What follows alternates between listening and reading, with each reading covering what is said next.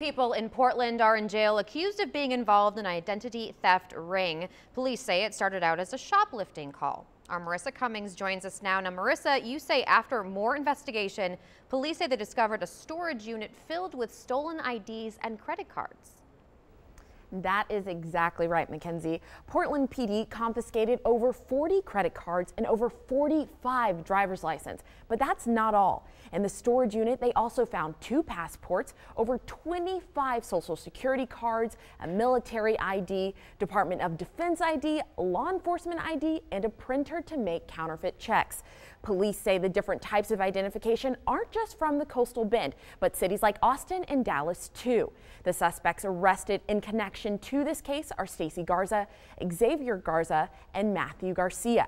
Portland Police Chief Mark Corey says the suspects obtained these stolen items from opening mailboxes and through vehicle burglaries, because everyone is careless about locking their vehicles and leaving passports and their driver's license and wallets and guns and all sorts of other items in their vehicles. To prevent that from happening, Corey says to always lock your car. Police say the next step in their investigation is to contact the owners of the stolen IDs and credit cards. Joe? Wow, quite a stash there. Marissa, thank you.